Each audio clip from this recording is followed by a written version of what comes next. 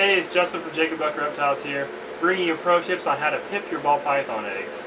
Now, what I have here is the clutch from the Dreamsicle, or the double head Dreamsicle to double head Dreamsicle. This is the same clutch that I did the pro tips on, candling your ball python eggs for fertility. So now it's at 52 days, and I'm bringing you back, and we're going to cut these open and see if I got a Dreamsicle or what actually is in this clutch.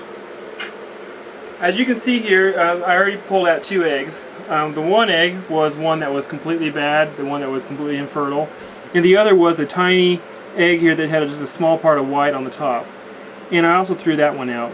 The surprising thing is that one that was extra small, it actually did have an embryo inside. It just did not have enough room to develop, and it died very early on in the process. When I opened up the egg after it died, I was able to see a small embryo.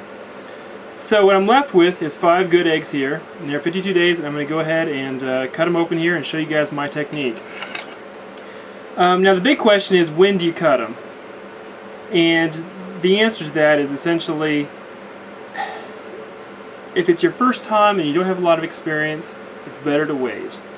There is very little chance that if you wait until they hatch themselves that there will be any trouble whatsoever. For the most part, they're very efficient at making their own way out of the eggs.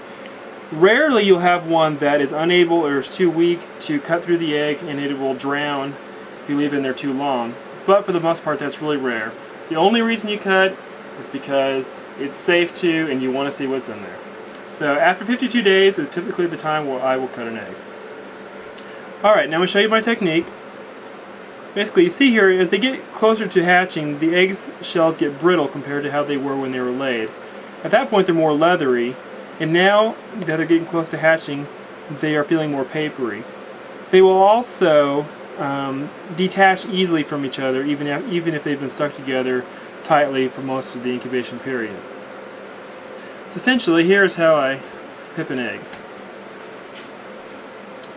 Take the egg, and then I just make a little crease in it. Now, you don't always have a nice deflated egg like this, but basically you're just going to take and make a tiny snip in it where you have a crease, like that. You see I already have a little bit of the amniotic, or the egg fluid, coming out of it.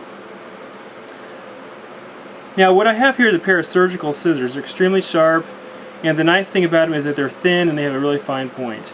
It makes it easy to do what I'm about to do next. So what you have is you have the veins running along the inside wall of the egg, the same veins we saw when we were candling them in the previous video. And although if you do cut those, it's not the end of the world. Your baby will survive. It's not going to be a problem. What it does is it makes a bloody mess, and it basically fills some of the amniotic fluid with blood. But you want to kind of try to avoid that if you can.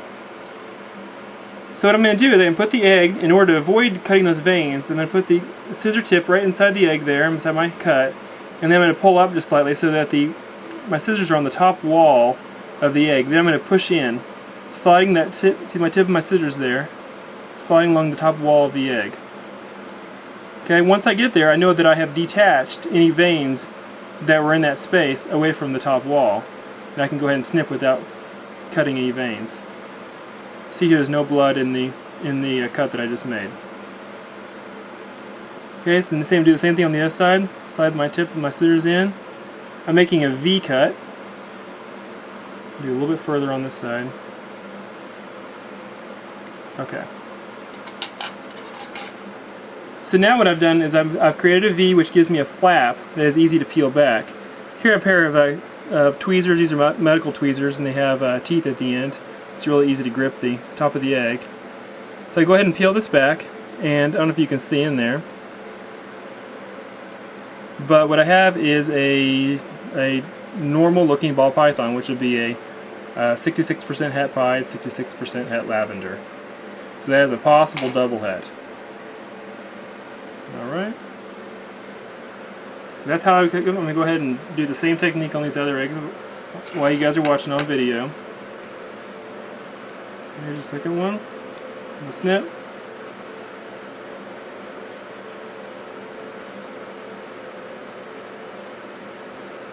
If a little bit of the fluid leaks out, that's not a problem. It's not going to be an issue. Okay. Tweezers. Okay, looking down into this egg, I don't know if you can see what I'm seeing, but I am seeing a piebald. Not a lavender albino pied, just a normal pied. So this is a piebald, 66% het lavender albino. And so you can see the veins there hanging on across the gap that I've separated from the top of the egg. I didn't cut them. They are just spanning that gap. It still gives me enough of a window that I can see what's in it without disturbing the baby or cutting the veins. Put it back down in there.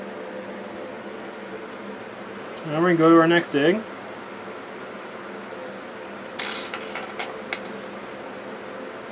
Same thing.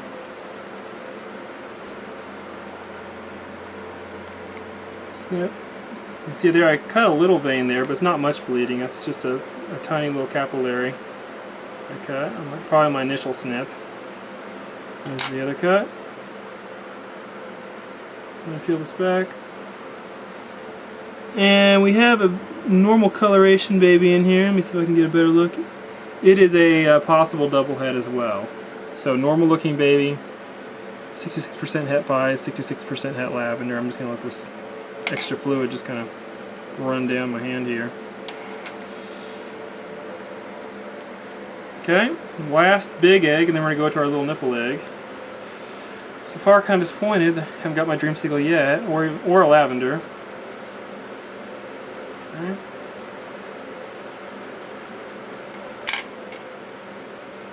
Peel it back. And I have another possible double het.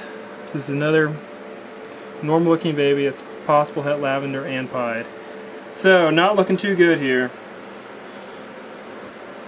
And the last little egg here, my little boob egg, as we call them. Let's see what we got. If there is a whatever snake is in here, I'm sure there will be one. Will be, undersized. It'll be a little small, and it'll take a little bit more time to catch up to its siblings in size. Make a smaller cut. Okay, I have at least a lavender albino in here. There's a 1 in 4 chance that is also a pied, so my odds aren't great. What I'm going to do is I'm going to take it off camera and see if I can get a better look at it, and then let you guys know what it was. Alright, I'm back. I cut open that egg, and it's not a dreamsicle. Sorry. But if you want to check it out here, you can see why I can tell for sure it's not a dreamsicle. I cut open just enough there to be able to see. What we have here is the side of the snake, and you see the yellow comes in the very last, and so it's still developing, but you can see the yellow alien head here, typical alien eye right there. And so this is definitely a normal lavender albino that is 66% het for piebald. So still a very, very useful and valuable animal that I want to, that I look forward to using in the Dreamsicle project in the future. So before I wrap this up, I wanted to say one more thing about what to do after you've cut your ball python eggs. And the answer is nothing. You really need to put them back in the incubator and leave them alone until they start coming out on their own. And the reason why, and this is also the reason why you really don't want to cut much earlier than 50 days, or 52 days, is because the more you mess with them, the more you look at them, the more you pull them out, once you know what they are, you want to look at them every day and see if they've moved around so you can see any more of the pattern, and see if they're high white pieds or low white pieds, etc. What you do is you're agitating them constantly by pulling them in and out of the incubator and looking at them. And what that can lead to is them just kind of scooting around their egg until they get wrapped up in their umbilical cord. I have lost baby ball pythons because they've gotten wrapped up in their umbilical cord from me messing with them too much, trying to look at them too much. So that is the big caution when you're cutting your own eggs. It's just to cut them at 52 days, and leave them alone, let them come out on their own. There are other ways of doing it, but that is the safest way that I would recommend for somebody who is just starting out and not a really experienced breeder. So, hope you enjoyed the pro tips. Let me know if you have any questions.